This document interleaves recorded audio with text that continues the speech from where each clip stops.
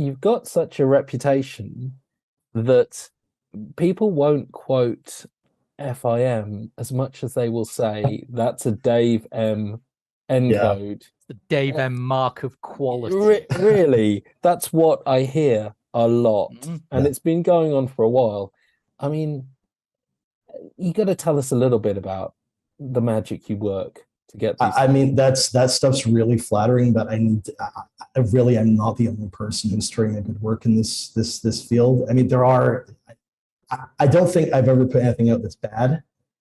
So there's that, and that the same can't be said, I guess, of all places. So thank you very much is what I'm saying. But there's what was the question? What's the process? Or Yeah, I mean, like, what does it take? How is it that you don't think you've put anything bad on? I mean, there must be some QA in there. There must be some reason why discs that come that have your stamp in inverted commas on them end up looking pretty good, whereas discs that don't are a bit more hit and miss. So I think it's an eye for detail mainly, because if you can look at I do a lot of A-Bing the original master against various different codes. So in terms of compression, one of the first things that we do when something comes in, other than the mundane stuff like ingest it, get it onto storage so we can all access it. I'll find a part of the movie that's like a representative sample of most of the film, and for most films, that's usually the grain structure. They're all usually shot on like the same type of stock, right? So the most of the film has a very similar texture to it.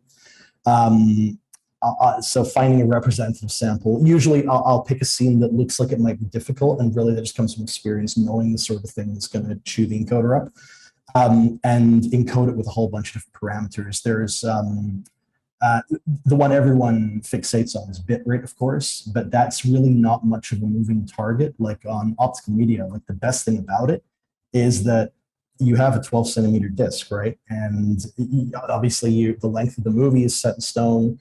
Whatever bonus features the client wants in there is set in stone.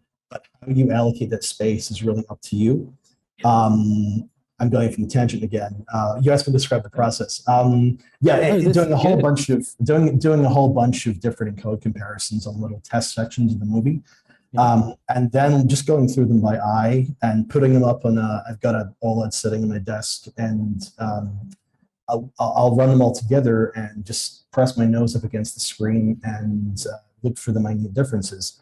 And sometimes actually it can be right away, some of them are just no good. Like, okay, that doesn't work for this content. Yeah. Like there are certain features in video compression codecs that they might be very effective for compressing like podcast video that we have on the screen now, but they won't work very well for film.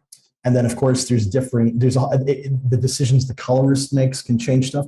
The whatever film scanner it was scanned on can change the look and feel of the picture. So you also kind of have to have an eye for detail like that, and know be able to know like what should we focus on here. If something has to give, as it always does in lossy compressed video, what should we be focusing on?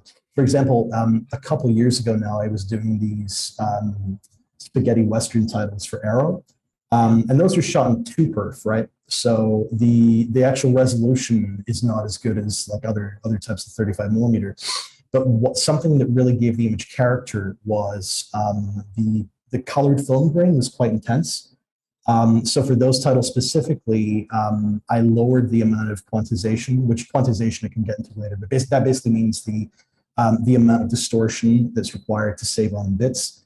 I would lower the amount for those titles. I'd lower the amount of how heavily the chroma channels were distorted versus the luma, because that was giving it some more of its character. Again, I think I could go on for hours like that, but it's basically eye for detail, a lot of experimentation. And also, like I kind of alluded to before with like I was talking about doing stuff in software, everything is done in software these days. Well, not everything, but for optical media, everything is done in software. There are hardware encoders that work in real time for TV broadcast where the picture has to be live, right? But everything's done here in software using really, really slow. It's not good because it's slow, but basically allowing the machine as much time as it needs within reason Yeah. to do all the possible calculations to find the best matches in the picture and to store it in the most efficient way, which in turn usually means it's higher quality.